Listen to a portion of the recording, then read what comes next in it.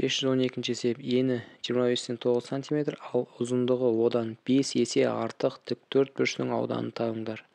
Енін А деп алайық, ұзындығын В тең 5 көбейтілген А деп аламыз. Себебі 5 есе артық.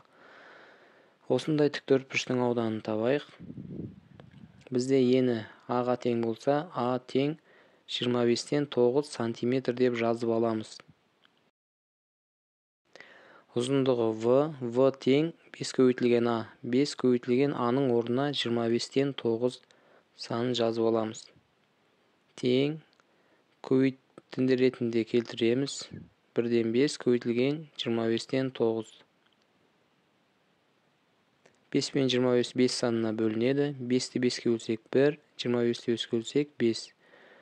Алымдарын көбейткенде 9 түседі, бөліміне 5 түседі. Бұрыс бөлшек аралас санға келтіріп алуға болады. 1,5-тен 4 аралас саны шығады. Ұзындығы сонда 1,5-тен 4 см-ге тең. Енді ауданын табу формуласы бізде ені мен ұзындығын көбейтеміз. А көбейтілген В тең А-ның орнына 25-тен 9 см жазып аламыз. В-ның орнына бұрыс бөлшегін алуға болады. 5-тен 9 көбейтілген.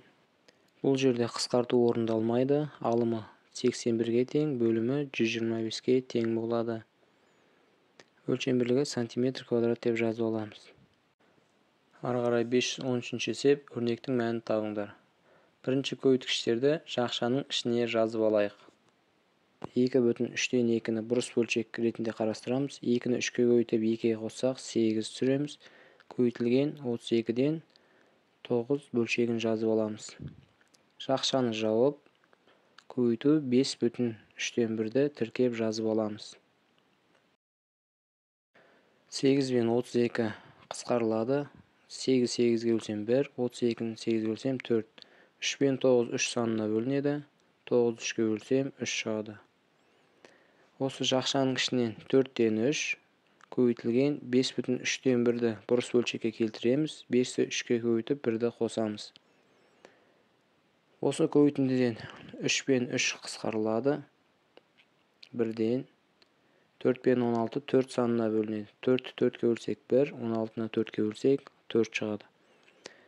Сандарды көбейтсек алымына 4, бөліміне 1 түседі. 1-ден 4 бөлшегі 4-ті береді. Екінші есепте дәл солай.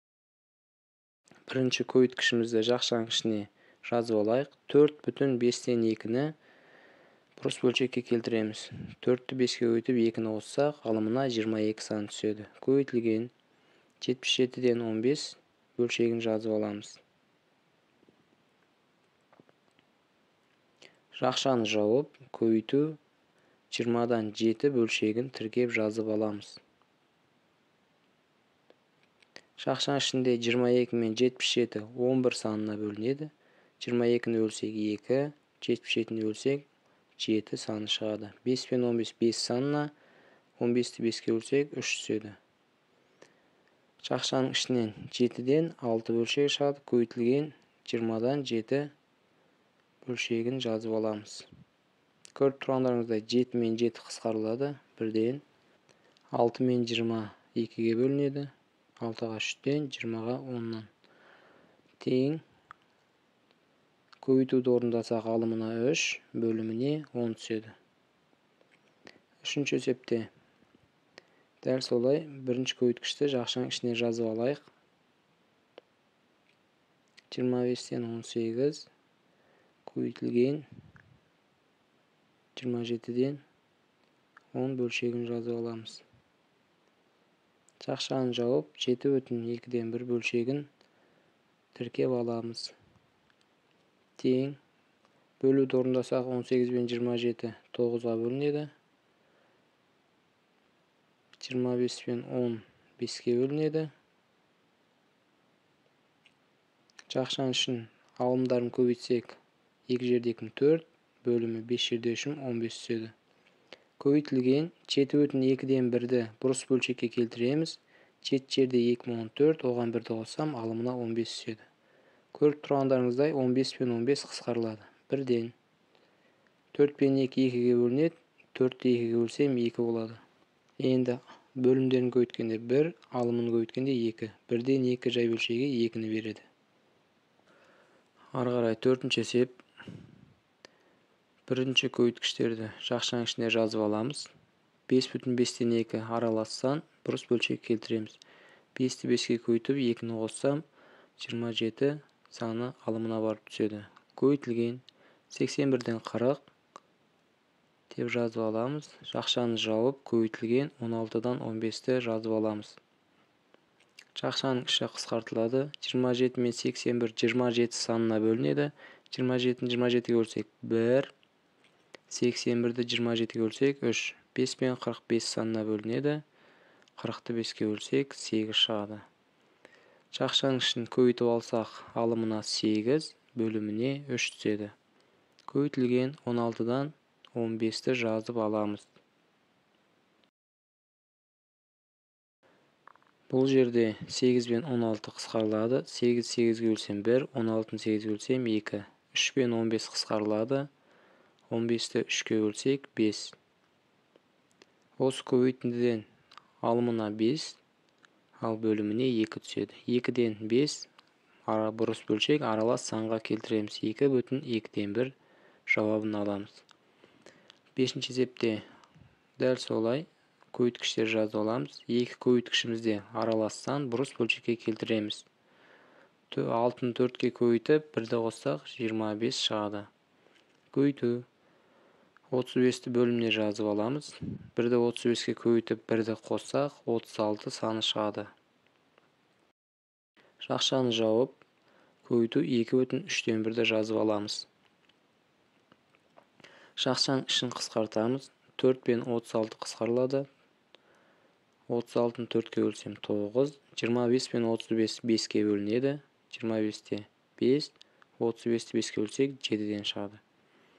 Жақшаның ішін көбейткенде алымына 45, бөліміне 7 саны түседі. Көбейту 2,3-тен 1 санын бұрыс бөлшекке келтіреміз. 2-ні 3-ке көбейтіп 1-ді қоссақ, алымына 7 түседі. 7 мен 7 қысқарылады. 45 пен 3 3-ке бөлінеді. 45-ті 3-ке бөлсек 15 саны шығады. Көбейткенде алымына 15, бөліміне 1 түседі. 1-ден 15, 15 бүтін санын береді. 6-ші есепте дәл солай көбейткіштерді жақшаның ішіне орналастырайық. 12,7-тен 6 аралассам, бұрыс бөлшекке келтіреміз. 12-ні 7-ге көбейтіп, 6-ны қосқанда 90 санын алымына жазып аламыз. Көбейтілген 25-тен 2.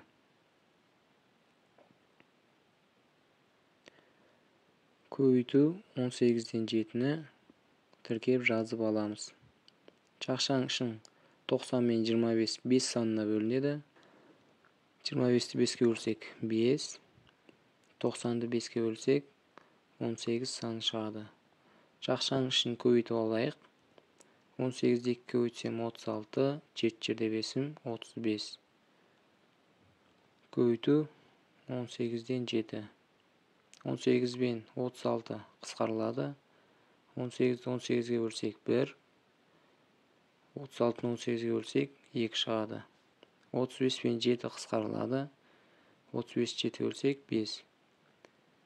Көбейтіп алсақ, алымына 2, бөліміне 5 түседі. 7-ші есепте бірінші көбейткіштерді жақшаның ішіне орналастырайық. 16-дан 15 көбейтілген 1,27-тен 13-ті бұрыс бөлшекке айналдырамыз. 27-ні бөліміне жазамыз. Алымына 1-ді 27-ге көбейтіп, 13-ті қоссақ 40 шығады. Көбейту 2,25-тен 4-ті жазып аламыз. Жақшаның ішін қысқартамыз. 15 пен 27 3 санына бөлінеді. 16 мен 40 8 санына бөлінеді. Жақшаның ішін көбейтіп алсақ, 5 жерде 5-ім 25, 2 жерде 9-ым 18 бөліміне барып түседі. Көбейту 2,25-тен 4 аралассаң, бұрыс бөлшекке келтіреміз. 25-ті 2-ге көбейтіп, 4-ті қоссақ 54 санын аламыз. Көріп тұрғандарыңыздай 25 пен 25 қысқарылады. 18 пен 54 қысқарылады. Осы көбейтіндіден алымына 3, бөліміне 1 түседі. 1-ден 3 санын береді. 8-ші есепте көбейткіштерді жақшаның ішіне орналастырайық. 3,9 аралассан бұрыс бөлшекке келтіреміз. Алымына 39 түседі. Көбейту 13-тен 8 бөлшегін жазып аламыз. Көбейтілген 4,6-дан 1-ді тіркеп жазып аламыз. 39 мен 13 қысқарылады 13-ке. 10 мен 8 2 санына бөлінеді. Шақшаның ішін көбейтсек, алымына 12, ал бөліміне 5 сан түседі. Көбейтілген 4,6-дан 1 сан бұрыс бөлшекке келтіреміз. Алымына 25 санын жазып аламыз. 12 мен 6 қысқарылады. 25 пен 5 қысқарылады.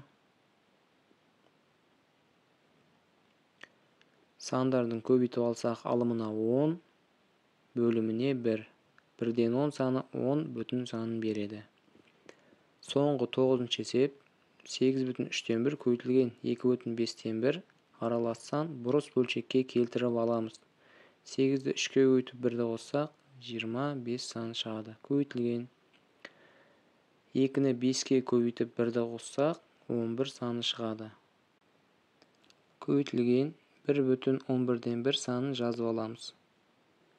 Шақшаның ішінде 25-тен 5 5-ке бөлінеді. 5-ті 5-ке бөлсек 1, 25-ті 5-ке бөлсек 5. Шақшаның ішін көбейткенде алымы 55-ке, ал бөлімі 3-ке тең болады. Көбейтілген 1,11-ден 1 санын бұрыс бөлшекке келтіріп аламыз. 11-ден 12. 55 пен 11 санына бөлінеді. 3 пен 12 3 санына бөлінеді. Бұл көбейтіндіден алымына 20, ал бөліміне 1 түседі. 1-ден 20 саны 20 бүтін санын береді.